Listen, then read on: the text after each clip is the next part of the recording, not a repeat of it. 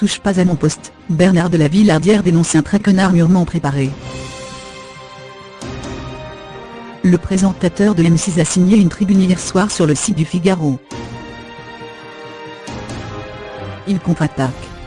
Hier soir, Bernard de la Villardière a publié une tribune sur le site du Figaro dans laquelle il revient sur son passage où le ne touche pas à mon poste sur C8. Le 26 février dernier, le présentateur de M6 s'était accroché avec plusieurs chroniqueurs de Cyril Hanouna autour de la question du port du voile. Il s'est notamment écorché avec Rokhaya Diallo, qui l'avait accusé de ne pas laisser parler les femmes.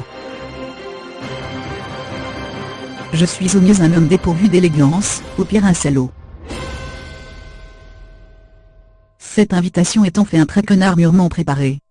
Je sais pourtant que, comme le catoblet pas, la société médiatique dévore ses propres membres pour satisfaire son goût du spectacle et nourrir le buzz, démarre le journaliste d'enquête exclusive, avant de rappeler qu'il était présent dans TPMP pour la promotion de son documentaire.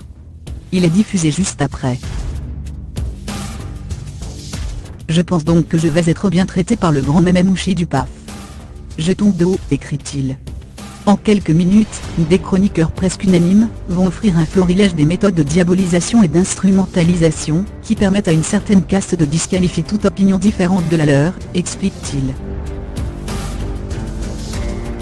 Bernard de la Villardière revient sur le débat autour du hijab, qu'il juge être une régression. On m'accuse de vouloir l'interdire, ce qui n'est pas mon propos. J'évoque la situation des femmes de l'autre côte de la Méditerranée et en Iran. On me soupçonne alors de vouloir faire diversion, et on me somme de revenir en France. De plus, il évoque le choix des images jamais tout à fait innocentes du réalisateur. On a pris soin de mettre dans le public une jeune fille voilée. Pendant que j'exprime mes réserves sur l'hijab, c'est elle que l'on filme. L'affaire est entendue, je suis au mieux un homme dépourvu d'élégance, au pire un salaud.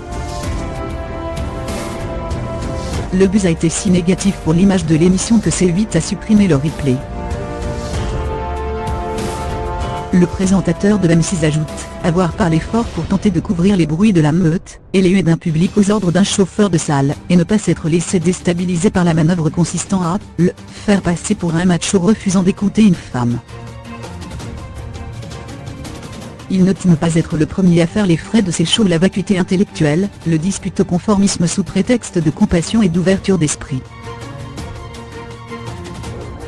J'ai reçu un grand nombre de messages de soutien émanant de mes confrères après mon passage chez TPMP, assure Bernard de la Villardière, soulignant que les réseaux sociaux ont été largement en sa faveur, déplorant cette tentative de lynchage, et cette manière de confisquer le débat. Il précise d'ailleurs que le buzz a été si négatif pour l'image de l'émission que C8 a supprimé le replay. J'y vois le signe que l'opinion publique ne s'en laisse plus compter, enchaîne-t-il, avant de se demander, faut-il ne laisser au jeune public de TPMP que le choix entre le fondamentalisme et l'empire du vide ?